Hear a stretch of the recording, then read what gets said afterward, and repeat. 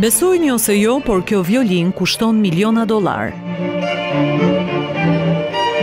Nëse ju themi se instrumenti është një Stradivarius, mund ta kuptoni vlerën e tij, pasi kjo lloj violine në origjinalin e saj vlen nga qindra në mijëra milion dollar në varësi të viteve kur është prodhuar. Por kjo këtu i përket periudhës së artë të Antonio Stradivarit, 1719, çka e bën atë të kuotohet në miliona dollar. Pronari i saj është violinisti francez Laurent Corsia dhe bashkë me instrumentin e rrallë ndodhet për herë të parë në Tiranë. It's a French music mainly program. Jam i ftuar i ambasadës franceze për pranverën frankofone, që ata organizojnë këtu tek ju. Është hera ime e parë në një skenë shqiptare, edhe pse do të interpretoj bashkë me një violiniste shqiptare e cila prej 16 vjetësh jeton në Paris. Dhe nëse më pyesni për violinën time, po, ajo është një Stradivarius.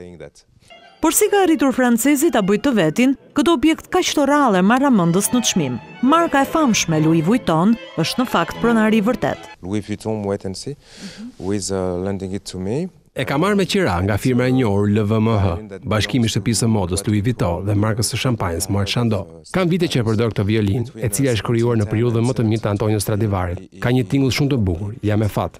Pavarësisht gatishmërisë për të nashuar kureshtjen me përgjigje mbi instrumentin e tij, Laurent Corsia nuk dëshiron ta ekspozojë atë më shumë se ç'duhet. Ndaj, nëse doni ta shihni live këtë violinë të rrallë dhe të dëgjoni tingullin e saj, Salla e Madhe e Universitetit të Arteve mirëpret në mbrëmje koncertin.